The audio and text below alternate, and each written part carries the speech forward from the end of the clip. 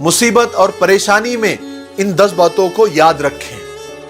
Number 1, आप पहले इंसान नहीं हैं जो परेशान हैं, यानी आप परेशानी में अकेले नहीं हैं।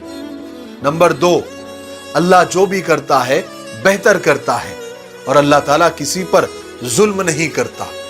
नंबर 3, नफा और नुकसान के मालिक सिर्फ अल्लाह है, इसलिए जब भी कोई परेशानी मुसीबत आए तो अल्लाह से लौ लगाए।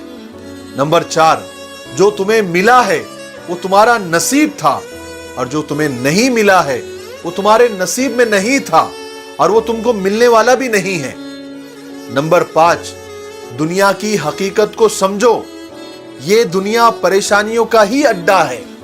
हमारे नबी ने फरमाया दुनिया एक कैद खाना है, ये सोचिए, इससे आपके दिल को सुकून मिलेगा।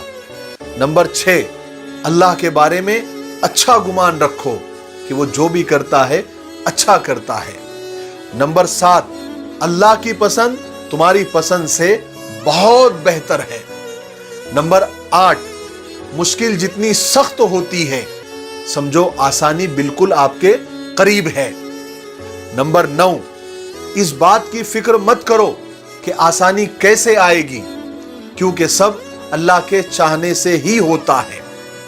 नंबर 10, हमेशा दुआएं किया करो, क्योंकि दुआएं हमारा हथियार है। हम नसीब, तकदीर और किस्मत के सामने बेबस है, लेकिन तकदीर और नसीब लिखने वाला अल्लाह ताला बेबस नहीं है, इसीलिए उसी का दरवाजा खटखटाते रहो, वो एक दिन जरूर खुलेगा, क्योंकि जो दरवाजा बार बार खटखटाया जाता है वो खुलता जरूर है। बात समझ में आई?